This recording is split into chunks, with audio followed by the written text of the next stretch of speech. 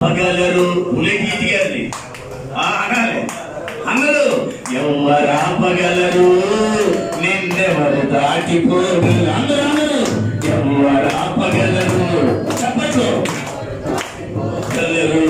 నిన్నెవరు ఆపగలరు నిన్నెవరు దాటిపోగలరు యేసయ్య ఎన్నుకుంటే ఎవరు ఆపగలరు యేసయ్యే కోరుకుంటే నిన్నెవరు దాటిపోగలరు ఎన్నుకుంటే ఎవరు ఆపగలరు యేసయ్యే కోరుకుంటే నిన్నెవరు దాటిపోగలరు ఎన తండ్రి నీడ నుండి మహారాణిగా చేసిన ఎన తండ్రి నీడ నుండి మహారాణిగా చేసిన అన్నలే అమ్మినా ఐగుప్తులే ఏలినా అన్నలే అమ్మినా ఐగుప్తులే ఏలినా తల్లి గర్భమందే తన చిత్తాన్ని బయలుపరిచే తల్లి గర్భమందే బయలుపరిచే అందరూ అయిపోయింది మాట దాటిపోగలరు రాపగలరు నిన్నెవరు దాటిపోగలరు అందరూ రాపగలరు నిన్నెవరు దాటిపోగలరు ఎవరాపగలరు నిన్నెవరు దాటిపోగలరు అని చెప్పడం ఏంటండి? మనం సేవకులం అవ్వడానికి మొదటి కారణం నీ నాలెడ్జిని చూసి దేవుడు నేను సేవకునిగా చేయాల, నీ వాక్య జ్ఞానాన్ని చూసి దేవుడు నేను సేవకునిగా చేయాల, నీ ఊళ్ళో 10 మంది కుటుంబాలు ఉండటం వల్ల దేవుడు నేను సేవకునిగా చేయాల, నువ్వేదో ఎక్కువ ప్రార్థన చేస్తున్నావని దేవుడు నేను సేవకునిగా చేయాల, నువ్వేదో ఎక్కువ ఏదో చేస్తున్నావని దేవుడు నేను సేవకునిగా చేయాల. సేవకురాలుగా నువ్వు మారడానికి కారణం, సేవకునిగా నువ్వు మార్చబడటానికి కారణం ఒకే ఒక కారణం. సంఖ్యాకాండము 18వ అధ్యాయము 7వ వచనం 4వ లైను. సంఖ్యాకాండము 18వ అధ్యాయము 7వ వచనం 4వ లైను. డైరెక్ట్ గా చదవాలి ఎవరైనా అంటే ఆ పాయింట్ చదవాలంతే, అంతే అదంతా వద్దు. రిఫరెన్స్ తెచ్చినప్పుడు మనం తిట్టేత మనల్ని దయచేతనే యాజకత్వపు సేవ మీకు అప్పగింపబడినది. స్తోత్రం చెప్పండి.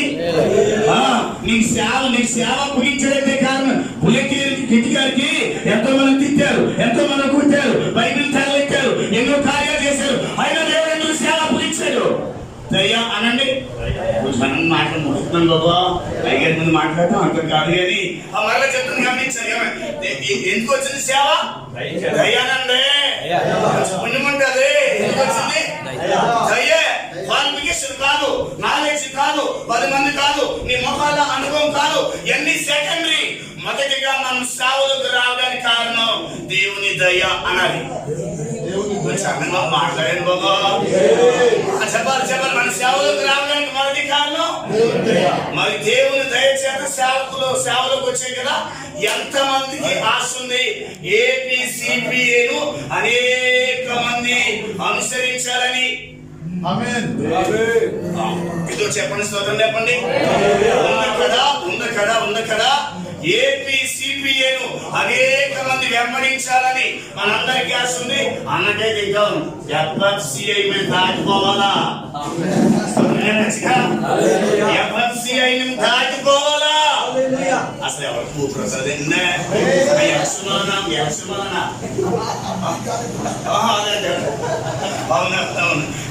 అవును అవుతుంది కదా.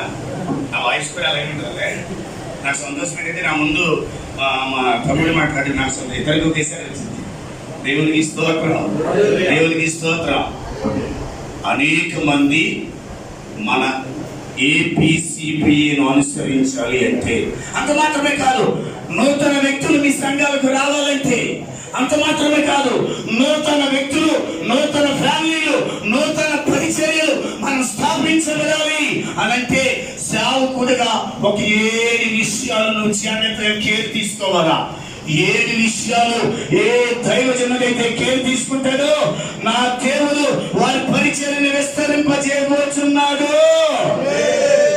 ఏపీసీపీఏలోకి అనేక మందిని చేర్చబోతున్నాడు. ఆ కార్యవర్గమంతా 7 విషయాలు కలిగి ఉండాలా. సేవకులమైన మనం 7 విషయాలు కలిగి ఉండాలా. ఏంటి ఆ 7 విషయాలు? 7 విషయాలు. నెంబర్ 1, తిమోతికి రాసిన 2వ పత్రిక. తిమోతికి రాసిన 2వ పత్రిక 2వ అధ్యాయము. మనకు తెలుసు కదా, తిమోతి అనండి కొంచెం గట్టిగా. ఆ పేరు ఎటు నుంచి తిరిగేసిన అలాగే ఉంటారు. ఎటు నుంచి తిరిగేసిన అలాగే ఉంటారు. వెనక నుంచి చదివినా కొంచెం అనండి బాబా, కొంచెం అనండి బాబా. వెనక నుంచి చదివినా, ముందు నుంచి చదివినా, నువ్వు ప్రజల ముందు ఎలా ఉన్నావు, ఒంటరిగా ఉన్నప్పుడు కూడా అలాగే ఉండాలా. సరే, నేను ముగిస్తున్నాను. అలాగే ఉన్నారు. తిరగేసిన మనం తిరగబడిపోతే సరే. పౌలు గారిని తిమోతి వెంబడించడంలో గల 6-7 కారణాలు. ఏ దైవజనుడైనా వాటిని అనుసరించగలిగితే, వాటిని ముందుకు సాగగలిగితే, అవి మనసులో ఉంచుకోగలిగితే అద్భుతంగా అనేకులను వెంబడించబోతున్నారు. 3వ అధ్యాయము 2వ పత్రిక 3వ అధ్యాయము 10వ వచనం. అయితే నీవు ఇలా చూడండి, తిమోతి పౌలు గారు ఊరికే వెంబడించలేదంట. నాన్నగారు మా కంటే మీకు బాగా వాక్యం అక్షరం బాగా తెలుసు. మీ ముందు మాట్లాడడానికి మేము అర్హులం కాదు. అయ్యగారి ముందు మాట్లాడడానికి అసలే అర్హులం కాదు. గారి ముందు మాట్లాడడానికి అసలు చూసిపోతున్నారు. దేవుని స్తోత్రం. నేను కాలహారం చేయను. 1, మన బోధను జాగ్రత్తగా ఉండాలంట. బోధ అనండి. పౌలు గారిని తిమోతి వెంబడించడానికి బోధను చూశారంట. పౌలు గారి బోధ ఎలా ఉంది? రిఫరెన్స్ ఇవ్వను. 1, అపోస్తలుల బోధే పౌలు గారి బోధ. స్తోత్రం చెప్పండి. పౌలు గారి బోధలో కపటం లేదు. స్తోత్రం చెప్పండి. పౌలు గారి బోధలో కల్పితాలు లేవు. పౌలు గారి బోధలో విశ్వాసాలు లేవు. పౌలు గారి బోధ